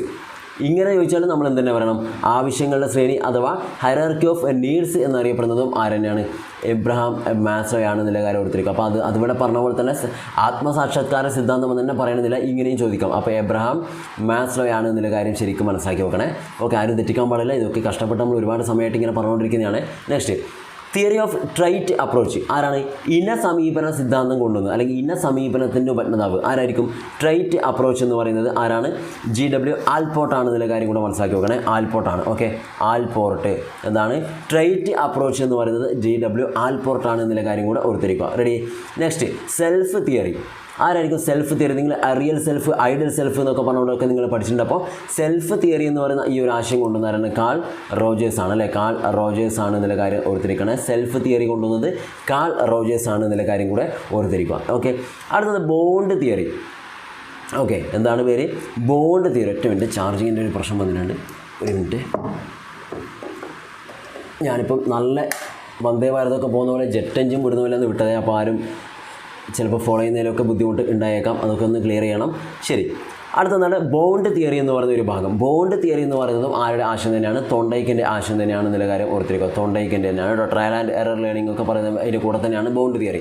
Okay, bond theory എന്നും പറയാറുണ്ട്, ട്രയൽ ആൻഡ് എറർ. അടുത്തത് മീനിങ്ഫുൾ വേർബൽ ലേണിംഗ് തിയറി അഥവാ മീനിങ്ഫുൾ വേർബൽ ലേണിംഗ് തിയറി ആരുടേതാണ്? Meaningful verbal learning theory David ഒസബലാണ് അല്ലേ?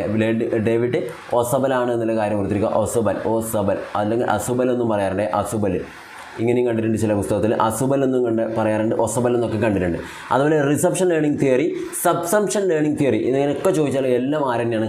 ഈ പറഞ്ഞ ഡേവിഡ് ഒസബൽ തന്നെയാണ് ഇതിൻ്റെ കാര്യം ഓർത്തിരിക്കുക. മീനിങ്ഫുൾ വേർബൽ തിയറി അല്ലെങ്കിൽ റിസപ്ഷൻ ലേണിംഗ് തിയറി അതുപോലെ അല്ലെങ്കിൽ സബ്സംഷൻ ലേണിംഗ് തിയറി എന്നൊക്കെ പറഞ്ഞ ആരെന്നെയാണ്?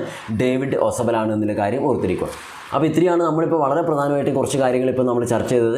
അപ്പോൾ വളരെ ഇമ്പോർട്ടൻ്റ് ആണ്. ഞാൻ ഉറപ്പ് തരാം ഒന്നിലധികം ചോദ്യങ്ങൾ ഈ ഒരു ഭാഗത്ത് നിന്ന് നിങ്ങൾക്ക് എന്തായാലും എക്സാമിനുണ്ടാകും. 100% ഞാൻ ഉറപ്പ് തരാം. അപ്പോൾ നമ്മൾ ഈ പറഞ്ഞാൽ എന്തെങ്കിലും ചെറിയ രീതി ഞാനിപ്പോൾ എന്താ പറഞ്ഞത് ചിലപ്പോൾ അങ്ങോട്ടും ഇങ്ങോട്ടും എന്തെങ്കിലും മാറിയതായിട്ട് നിങ്ങൾക്ക് തോന്നിയിട്ടുണ്ടെങ്കിൽ ഒന്ന് എന്നോട് അത് കൃത്യമായിട്ട് ഇവിടെ കമൻറ്റായിട്ട് രേഖപ്പെടുത്തണം. ഞാൻ ശ്രദ്ധിക്കാം. ഓക്കെ, നമ്മൾ ആദ്യം പറഞ്ഞതാണ് ജെയൽ മൊറീനോയും അതുപോലെ സ്റ്റീഫൻ എം കോറി ആ രണ്ട് പേരുകളൊന്നും അങ്ങോട്ടും ഇങ്ങോട്ടും മാറി ഞാൻ പറഞ്ഞു പോയിട്ടുണ്ടായിരുന്നു. അതൊന്ന് ക്ലിയർ ചെയ്യണേ. എന്തോ ഒരു ഫ്ലോയിൽ അങ്ങ് പറഞ്ഞു പോയതാണ്. അപ്പോൾ ആക്ഷൻ സെർച്ച് ക്രിയാ ഗവേഷണം എന്ന് പറയുന്നത് സ്റ്റീഫൻ എം കോറിയാണ്. മറ്റേ ആളെന്താണ്? ജെയൽ മൊറീനോ എന്ന് വെച്ചാൽ സോഷ്യോമെട്രി ആണല്ലേ? അത് കൃത്യമായിട്ടൊന്ന് മനസ്സിലാക്കി വെക്കുക. പിന്നെ നിങ്ങൾ കൃത്യമായിട്ട് പഠിക്കുമ്പോൾ പിയാഷെ, ബ്രൂണർ, പിന്നെ ചോംസ്കി അതുപോലെ തന്നെ തോണ്ടൈക്ക്, പാവ്ലോ. അപ്പോൾ പിയാഷയുടെ ആ ഒരു സ്റ്റേജ് തിയറിയെക്കുറിച്ച് പഠിക്കുമ്പോൾ നിങ്ങൾ 4 സ്റ്റേജ് കൃത്യമായിട്ട് മനസ്സിലാക്കണം. Sensory motor stage, pre operation stage, concrete operation stage അതുപോലെ തന്നെ മറ്റൊന്നാണ് ഫോമൽ ഓപ്പറേഷണൽ സ്റ്റേജ് അല്ലേ? ആ പറഞ്ഞപ്പോൾ നിങ്ങൾ എന്ത് ചെയ്യണം? അതിൻ്റെ വയസ്സിൻ്റെ ആ ഒരു ക്രമങ്ങൾ അതുപോലെ ആ സ്റ്റേജ് എന്താണെന്നുള്ള കാര്യം കൃത്യമായിട്ടൊന്ന് മനസ്സിലാക്കണം. ബ്രൂണറിനെ കുറിച്ച് പഠിക്കുമ്പോഴും നമ്മൾ കൃത്യമായിട്ട് അദ്ദേഹത്തിൻ്റെ ആ ഒരു കോഗ്നിറ്റീവ് ഡെവലപ്മെൻറ്റ് എങ്ങനെയാണ് വരുന്നതെന്നുള്ള കാര്യങ്ങൾ ശരിക്കും മനസ്സിലാക്കണം. ഓക്കെ, ആ ഒരു നിങ്ങൾക്ക് ഓർമ്മയുണ്ടല്ലോ ഇനാക്റ്റീവ് സ്റ്റേജ് അല്ലേ, ഐക്കോണിക് സ്റ്റേജ്, സിംബോളിക് സ്റ്റേജ് എന്നൊക്കെ പറഞ്ഞുകൊണ്ട് അതെന്താണെന്നുള്ള കാര്യം നിങ്ങൾ മനസ്സിലുണ്ടാവണം. പിന്നെ വൈഗോസ്കിയാണുള്ളത്. വൈഗോസ്കിയുടെ ആ ഒരു സിദ്ധാന്തവുമായി ബന്ധപ്പെട്ട കാര്യങ്ങൾ നിങ്ങൾ അറിഞ്ഞിട്ടുണ്ടാവണം. പിന്നെ ചോംസ്കി എന്താണെന്ന് അറിഞ്ഞിട്ടുണ്ടാവണം. പിന്നെ പാവ്ലോ, തോണ്ടൈക്ക് അതുപോലെ തന്നെ സ്കിന്നർ ഇവരുമായി ബന്ധപ്പെട്ട കാര്യങ്ങൾ നമ്മൾ എന്തായാലും മനസ്സിലാക്കിയിട്ടുണ്ടാവണം. Okay, clear ആവുന്നുണ്ടല്ലോ. പിന്നെ എന്താണ് നമ്മുടെ ഫ്രോയിഡ്. ഓക്കെ, ഫ്രോയിഡിനെ കുറിച്ച് നിങ്ങൾ കൃത്യമായിട്ടൊന്ന് മനസ്സിലുണ്ടാവണം. ഓക്കെ, അതിലെന്താണ് നമ്മളതിനെ കൃത്യമായിട്ട് ഡിവൈഡ് ചെയ്തൊക്കെ കാര്യങ്ങൾ ക്ലാസ്സായിട്ട് പറഞ്ഞിട്ടുണ്ടായിരുന്നു അല്ലേ? അദ്ദേഹത്തിനെ കണക്ട് ചെയ്തിട്ട് തന്നെയാണ് നമ്മൾ പിന്നെ ഈഗോ, സൂപ്പർ ഈഗോ ഒക്കെ എന്താണെന്നൊക്കെ നിങ്ങൾ പഠിച്ചിട്ടുണ്ട്. അത് കൃത്യമായിട്ട് മനസ്സിലാക്കി വെക്കണം. ക്ലിയർ ആവുന്നുണ്ടല്ലോ. അതിൻ്റെ കൂടെ തന്നെയാണ് ഡിഫൻസ് മെക്കാനിസവുമായി ബന്ധപ്പെട്ടുള്ള കാര്യങ്ങളും അദ്ദേഹം ചർച്ച ചെയ്തത്. ആ കാര്യങ്ങളൊക്കെ നിങ്ങളുടെ മനസ്സിൽ ഉണ്ടാവണം. ഇത്രയും കാര്യങ്ങളൊന്നും നിങ്ങൾ എന്ത് ചെയ്യുക, ഇന്നൊന്നും മറിച്ച് നോക്കിയാൽ മാത്രം മതി. എന്നിട്ട് നല്ല ധൈര്യമായിട്ട് നിങ്ങൾ എക്സാമിന് പോവുക.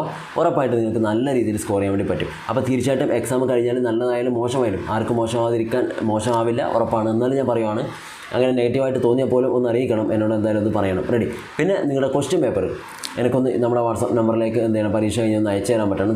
9037276771 ഈ ഒരു നമ്പറിലേക്ക് നിങ്ങൾ എന്ത് ചെയ്യുക, ഒന്ന് ക്വസ്റ്റ്യൻ പേപ്പർ അയച്ചു തന്നാൽ നല്ല ഉപകാരമായിരുന്നു. അപ്പോൾ ഫോട്ടോ എടുക്കുമ്പോൾ ഒന്ന് ശ്രദ്ധിക്കണം, ഒന്ന് അത്യാവശ്യം ക്ലാരിറ്റിയിൽ തന്നെ അയക്കാൻ പരമാവധി ഒന്ന് ശ്രമിക്കണം. കാരണം നമുക്കത് ഇവിടെ വീണ്ടും വീഡിയോ ആയിട്ട് ചെയ്യാനാണ്. ഓക്കെ, അപ്പോൾ അതൊന്ന് അയച്ചു തരാൻ നിങ്ങൾ കൃത്യമായിട്ട് ശ്രദ്ധിക്കുക.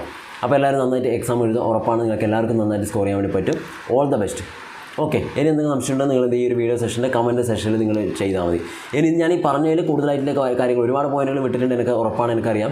അപ്പോൾ നിങ്ങൾ അങ്ങനത്തെ എക്സ്ട്രാ പോയിൻറ്റ്സ്, അഡീഷണൽ പോയിൻറ്റ്സ് ഒക്കെ ഉണ്ടെങ്കിൽ നിങ്ങൾ ഈ ഒരു വീഡിയോയുടെ ഈ ലൈവ് സെഷനിൽ നിങ്ങൾ ഇടേണ്ട, അതിൻ്റെ കമൻറ്റ് സെഷനിൽ പോയിട്ട് എന്ത് ചെയ്യുക, അവിടെ നിങ്ങൾ കമൻറ്റായിട്ട് രേഖപ്പെടുത്തുക. അത് അങ്ങനെ ആകുമ്പോൾ എന്ത് ചെയ്യാൻ പറ്റും, ബാക്കിയുള്ളവർക്കും അത് കൃത്യമായിട്ടൊന്ന് നോക്കിയിട്ട് റെഫർ ചെയ്യാനും കൂടെ പറ്റും. ഓക്കെ, അപ്പോൾ ബാക്കിയുള്ളവർ കമൻറ്റൊക്കെ ഒന്ന് കൃത്യമായിട്ട് ചെക്ക് ചെയ്യുക. എന്തെങ്കിലും പുതിയതായിട്ടുള്ള പോയിന്റുകൾ വന്നിട്ടുണ്ടോ എന്നുള്ള കാര്യം കൂടെ നിങ്ങൾ നോക്കുക. ഓക്കെ, അപ്പോൾ നമുക്ക് എന്ത് ചെയ്യാം, എക്സാമൊക്കെ എഴുതി നന്നായിട്ട് എക്സാമൊക്കെ അറ്റൻഡ് ചെയ്തിട്ട് വരിക. നമുക്ക് നോക്കാം ബാക്കിയുള്ള കാര്യങ്ങൾ പിന്നീടല്ലേ നോക്കാം നമുക്ക്. Okay, thank you.